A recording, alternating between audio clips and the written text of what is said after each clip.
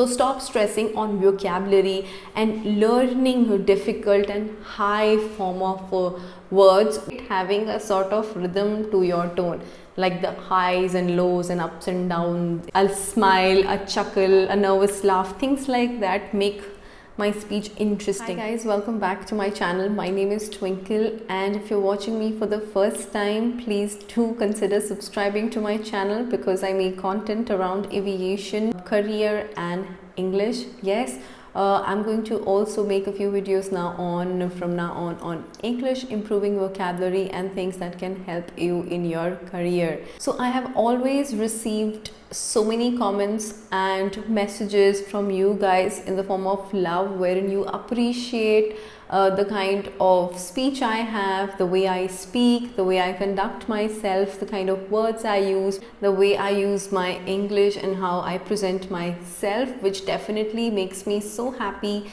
And of course that gives me a lot of confidence to learn more and be even better. But now it's my time to definitely reciprocate and give it back to you guys as well. So I thought, why not to make a video on this topic so that also you guys can benefit around from the little tips and ways that I have inculcated in my way of talking. And by knowing that, you will also be able to become more fluent and be a better speaker in future. So if you're interested in this kind of videos, let me know in the comment section below. And also if you want to know the ways, then keep watching. The most necessary and important thing that I've always been saying, and I always also practice, is using very simple, basic and easy English. Why? Because not only does that help you make yourself understand to other person, but also what is the point if you're talking, you're communicating. The successful conversation or successful communication does not happen when the other person is not able to understand what you're saying. So I try to use easy words, no fancy words or phrases or speeches whatsoever until required in a space where you're actually supposed to be using these words. Don't try to become a grammar Nazi and stick to basic words, basic phrases, basic sentences, especially because you're going to go in a field of aviation where you'll have people from all walks of life. And if international airlines, you'll be speaking with people of different nationalities where English definitely is nobody's first language. So stop stressing on vocabulary and learning difficult and high form of words, which is definitely not required. Keep it very, very simple, and that is how it's supposed to be. From there only you will become more fluent. The second thing which I always have done from I guess the day one since I've started retrospecting myself is taking enough pauses. Yes, it is definitely okay to take enough pauses. It is fine. Rather, it is necessary to take some pauses because first, pauses allow you that time to think, to go into that deep process quickly of actually thinking of what you're going to say. Sometimes when you're talking in your normally when I'm talking, like I'm fluently talking to you, but if I don't get the word properly, it is fine to take a pause, but make sure that you're not breaking the sentence, that it is very, very obvious. Like a 3-second pause, it's fine. And I'm also going to talk about how do I take pauses later in the video. Also because it makes your speech attractive.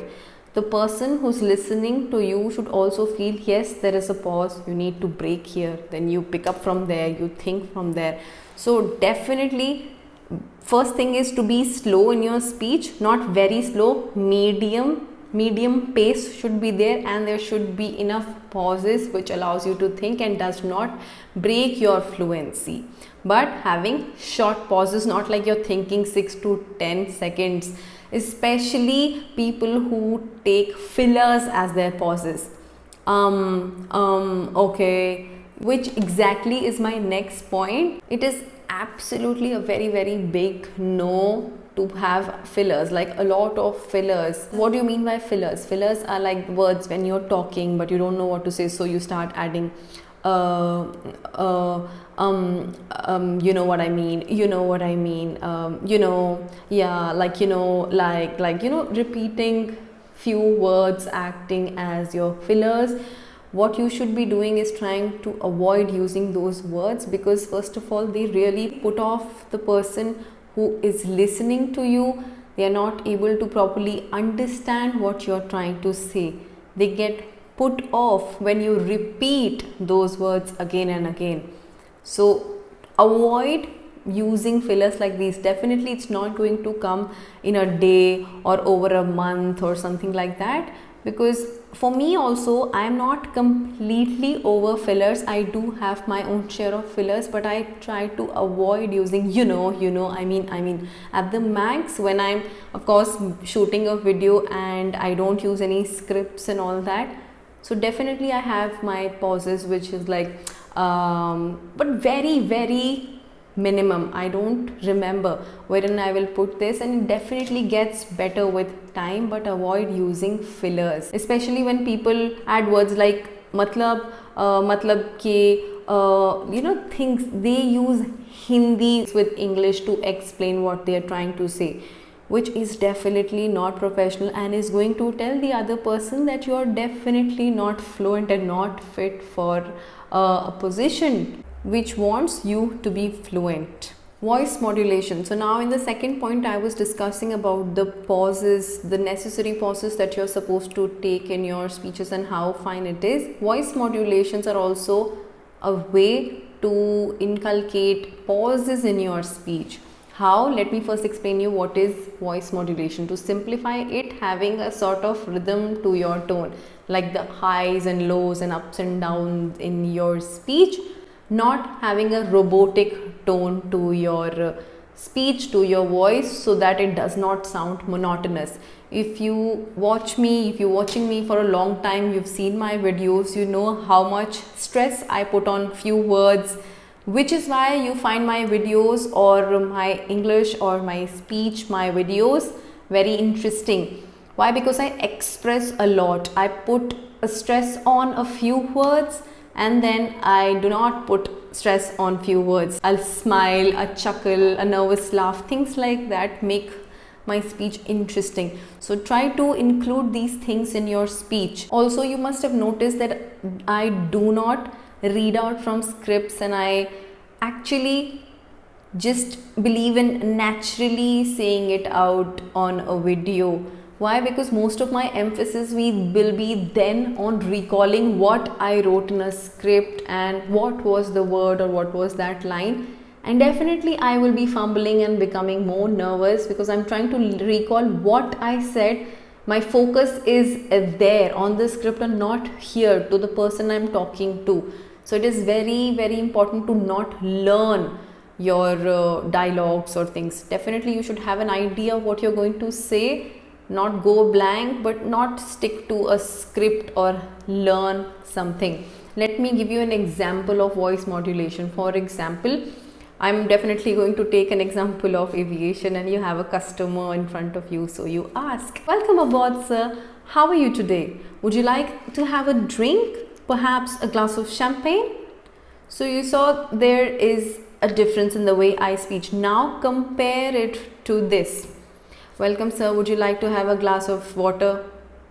So you see the robotic way of talking. This is the difference that I am talking about. Comparing it to the initial dialogue and this dialogue, this is what you need to add in your speech. This is what makes a difference. I never try to copy someone or someone's accent or become like someone. It is very difficult for me or for anyone else, even if I give a thought about it, that how would it be to imitate someone for a very long time. Like, if I talk about myself, I have my own style, I have my own way of speaking. I am very expressive. I use a lot of facial expressions. I utilize my eyes, even my brows go somewhere here and there. I'm smiling. I lay stress on a few words. I have a pronunciation way. I would stress on a few words, pronunciation of few words. I would open my mouth in a certain way and close it to make it clear like this, so that it becomes even more clear to the person who's listening to me. So there is another style to your speech, to the way you speak English. This is my way of talking. This comes in naturally to me, and which is why, because of using these things, my speech becomes even more attractive.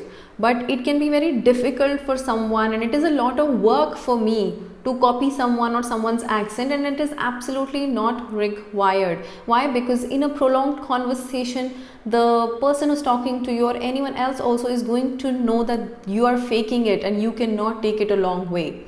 In fact, I would like to share that my colleagues, when I was flying, used to tell me from a very far off distance, if I'm talking to someone, just noticing my expressions and the way I talk, the context of the conversation that I'm going to have. It is some way a very good thing as well, because people have always told me that I'm very, very expressive. They can actually, if they don't understand me, what I'm saying, which doesn't really happen. Of course, it can happen if I tend to talk really fast. They would understand it from my expressions and body language. So try to include this in your way of speaking. I don't get distracted by overthinking about what people are thinking about me, because I don't really care who am I talking to.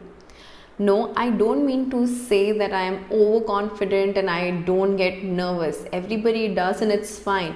But I don't get nervous thinking about who am I going to talk to. We mostly get nervous thinking about the job and how badly you want it, because we get desperate, and that exactly builds in that nervousness, because you start giving importance, that life savior kind of importance to the person who you're talking to. So it doesn't matter whether it's the recruiter, the CEO of the company, the HR, your colleague, or a consultant, or anybody, even your colleague. It doesn't really matter for me who you are, because I'm going to talk and have the same English or speech, the way I talk to anyone and everyone in the same way. I maintain a similar standard of talking to everyone, because of which I don't have to make extra efforts to be a certain way wherein I am going to be judged on my speech or my English. Don't overthink, don't get distracted by what other people are going to think about you, the kind of speeches they have, the kind of fancy words they use.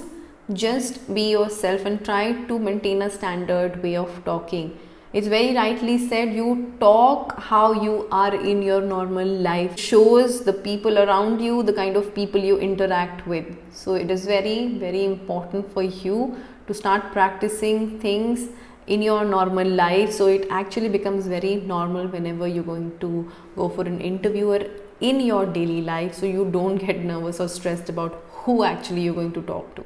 Watching Netflix, English movies, shows, reading newspapers, in working on your grammar, vocabulary is definitely going to help you learn English and understand English better, but it is not going to help you become fluent in English. For that, you need to speak and practice English. We have developed a tendency of watching English shows and watching movies and listening to English things in general. But what we have not done is devoting enough time to speak English. If you think about the hours you spend on social media, texting and watching things in general, and even if half of that time or even 20% of that time, if you put to speak that English, it is definitely going to help you. Stop wasting your time on learning new words and vocabulary thinking that it's going to help you in your fluency, because coming back to again my first point, you have to become someone who uses simple English, simple words. What you need to work on is fluency. So start speaking now, speaking to someone or even speaking to yourself, but start doing that and start practicing. And with that, that is the end of this video. I hope you found this video helpful and you will use these ways, these tips to improve your fluency. This is what I found in particular in my language and the way I speak.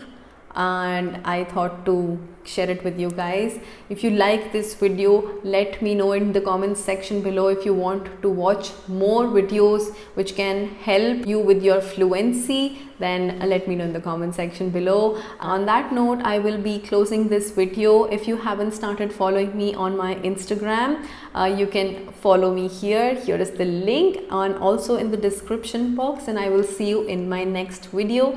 Till then, take care and bye bye.